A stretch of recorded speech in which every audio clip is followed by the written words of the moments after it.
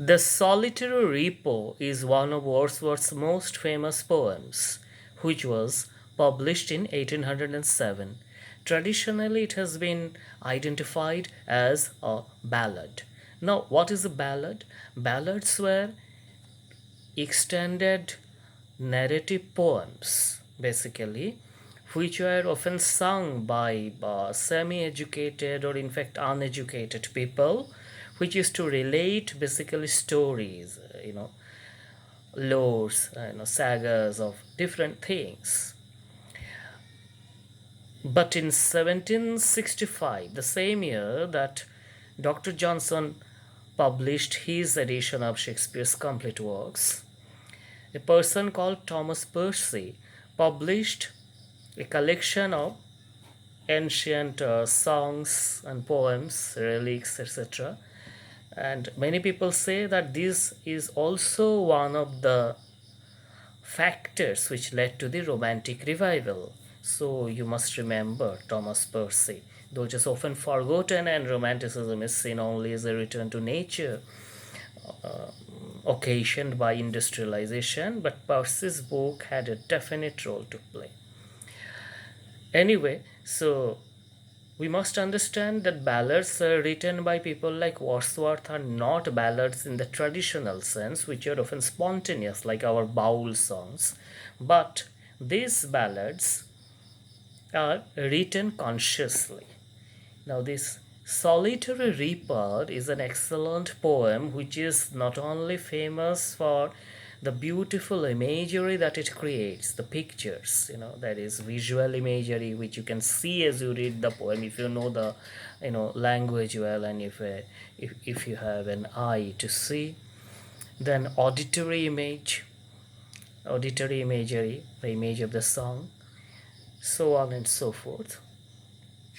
And this ballad is also important because herein you can find a kind of application of Wordsworth's own theory of poetry, that is spontaneous overflow of powerful feelings having their origins in emotions recollected in tranquility. That second part is important. We often leave that out and we only see the spontaneous overflow of powerful feeling.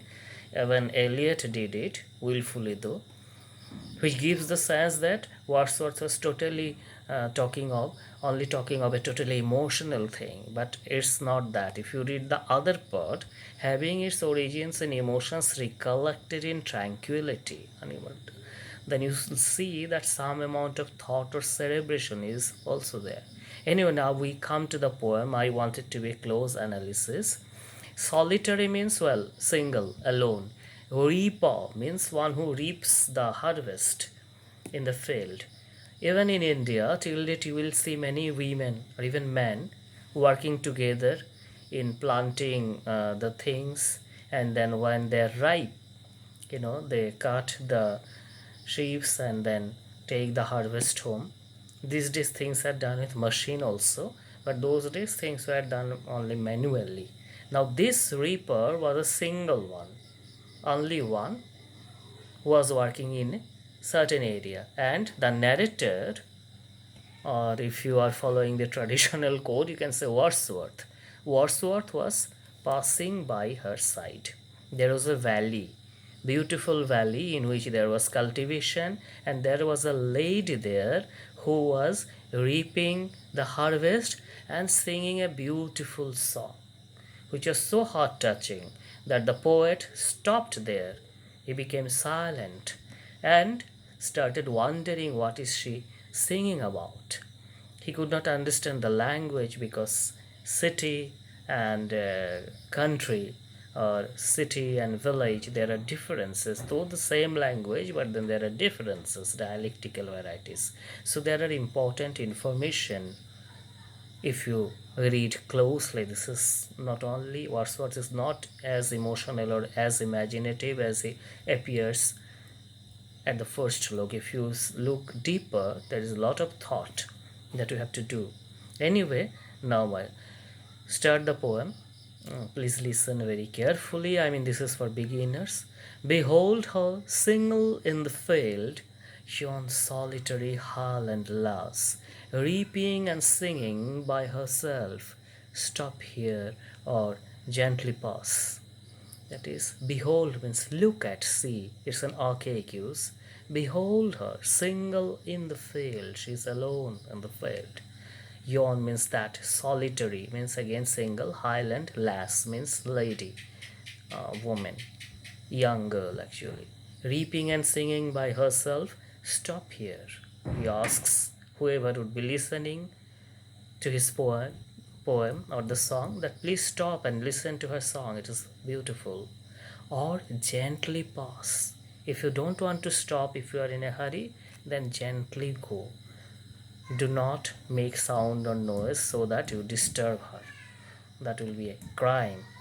Alone she cuts and binds the grain and sings a melancholy strain. Oh, listen, for the vale profound is overflowing with the sound. She is doing the activities alone and sings a song which is a bit melancholic. Now, most of the romantics had a penchant for melancholy. Wordsworth did not have it to the extent that Coleridge had, but he also had. So, this melancholic song, the other famous poet said, our other romantic poet, our sweetest song, we look before and after and pine for what is not. Our sincerest laughter with some pain is fraught.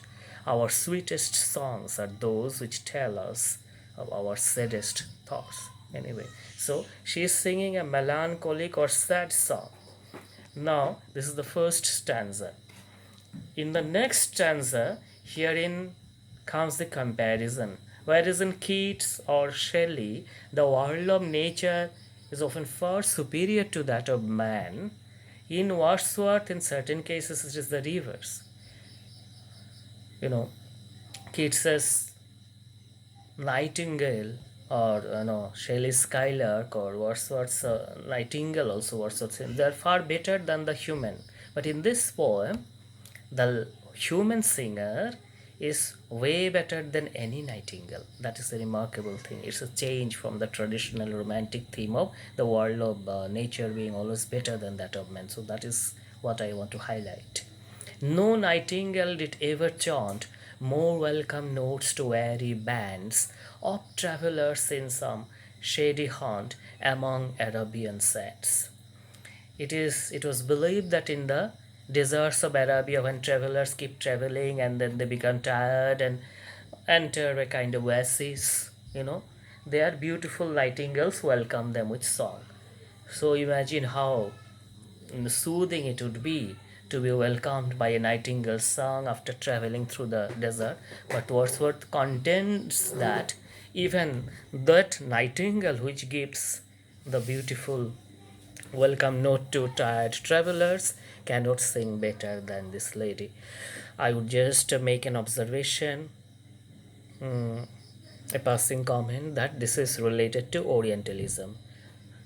Romantics had huge investment in this romantic Orient. So, Arabia, the desert of Arabia, the nightingale singing there, all these things, Wordsworth had never been to Arabia, but from the reading of books. That is why Said and his Orientalism is so important. This Orientalist imaginary, imagining the Orient as a kind of category which is exotic, was endemic to all writers of England and Europe, and especially to the Romantic writers. That is a side note.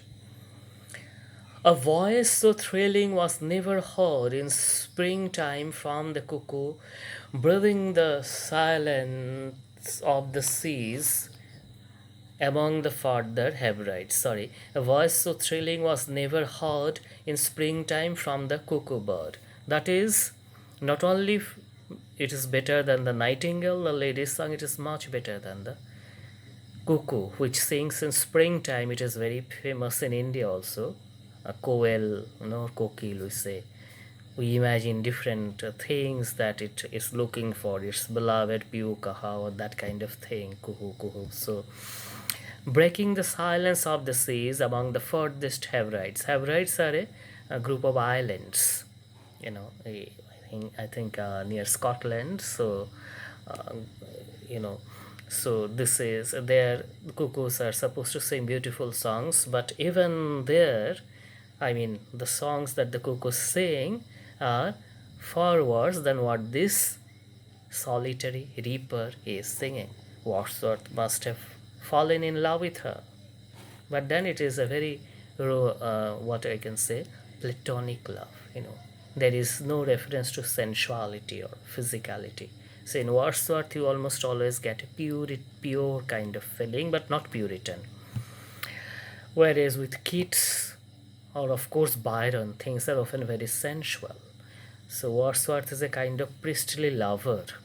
Though in his life there were incidents, but in his poetry, the image is serene. Will no one tell me what she sings? Perhaps the plainting numbers flow for old unhappy far of things and battles long ago. Can anyone tell me what is she singing? Is it a kind plaintive means? Sad. Numbers against song. These are old English, I mean archaic English use. Is she singing of some very old unhappy incident, as we have, say, the exile of Sita, or Draupadi's unclothing, this kind of stories, epic stories, stories of sadness or separation of Nal, Damayanti. I'm giving Indian examples. So our women, especially village women, earlier used to sing these things. These were not only in epics, but then part of folk culture. Or even Radha Krishna's love story, which is very common, right from say Maharashtra to Assam to Kashmir, all different parts of India in different varieties, including this so-called dialect of Bangla, Sylheti. Lot of Dhamail songs are there, which are a kind of equivalent to Bihu for Sylhetis. They are also about Radha Krishna's love story. So you can imagine the influence of these prototypes. Anyway, so England also had a lot of stories like that. This, especially Charlemagne, and then Chechot de Roland, Chechot de Geste, these works, these lores were very popular. So she may be singing of some song of separation, some song of sadness, or or is it about some battle like Beowulf, Iliad is saying, Wordsworth is saying, and battles long ago? Or is it some more humble, familiar matter of today? Or is it something very normal, day to day affair that she is singing about? Some natural loss and some natural sorrow, loss or pain that has been and may be again. So it may not be, he says, some great battle or great epic story, but some small stories, natural losses, gains.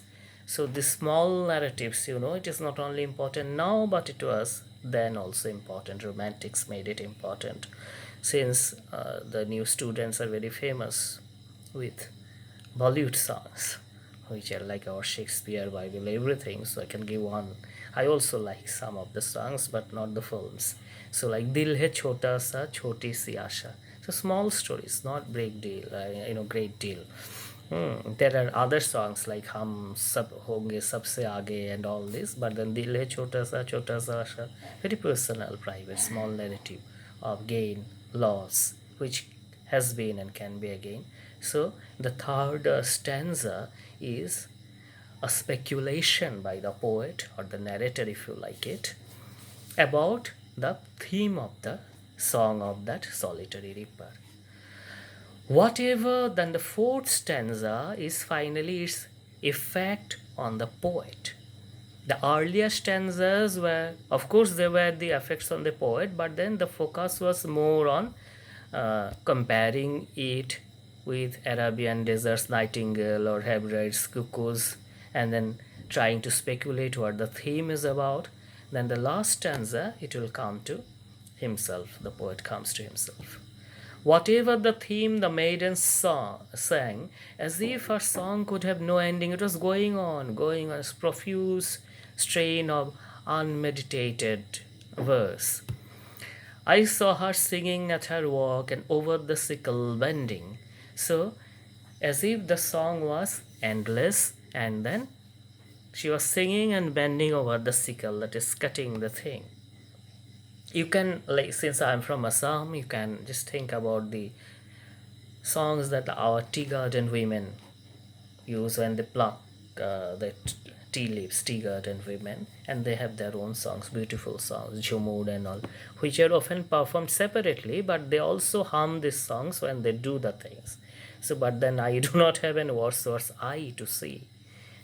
Otherwise, I could have written a poem like this. You may have, so you try in your own areas. But don't take camera to shoot photos. Then you just observe and write. I listened, motionless and still, and as I mounted up the hill, now that is a semantic. He listened, motionless and still, as long as the song was going. But finally, there is a break. Of every good thing and even bad thing, there is an end. The Victorian Empire also came to an end, and after puja, we have Visarjan. So then from the valley, he mounted up the hill. The music in my heart I bore long after it was no more. So, but the lady was gone, all these things, I left the place, but the music remained in my heart. So, long after it was heard no more. That is, it is not heard any longer with your external ears because the song has stopped or the poet has left the place or the narrator. Maybe next day the lady will sing again, but he is not there. But the music in my heart I bore long after it was no more. That automatically there was repetition in his heart. This experience we had, but today's younger generation, I think they have lost it because anything and everything can be recorded now. So our memory is all the way. Scientists are also saying that. Even when I go to a new place to watch, even I used to take sometimes photos. The thing is, even video, passing by the tea garden, doing video, so that you will watch later. And now I have stopped this. Occasionally I do. Enjoy the moment. Everything need not be documented. Document in your mind's eye. It is good for memory, good for heart. So try to dissuade yourself as much as you can from the machinery. Occasionally you do, but try to see things with your own eyes. Then you can be like Wordsworth. So, the music in my heart I bore long after it was heard no more. That is, emotions recollected in tranquility. That means the poem itself, when he was writing it, that music was coming to him from the past, from his own experience, and that is what he wrote, and that is the wonderful poem that we have. So that is why I said in the beginning, it is an excellent example of his own theory. Spontaneous overflow, powerful feeling, having its origins in emotions recollected in tranquility. All these emotions, that the song is the best song in the world, better than Arabian, all that, he had when he listened to that song. But immediately then he did not write the poem, sitting on the grass there or standing on the vale. He came home later, recollected in tranquility and peace. Then there will be sifting of what is temporary and what is permanent, and then you can write a very good poem like Wordsworth. So I think I have added something, however modestly, to the poem. This is an easy poem, but I made it a bit complicated, just as I make easy complicated poems. So easy poem I make complicated, especially by bringing the Orientalism issue, so that even advanced learners who watch my videos, I'm also a learner basically, and encourage me, they find some food for thought. Otherwise it will just be a paraphrase. Thank you so much. Be with us and let us know about your experience and understanding of the poem.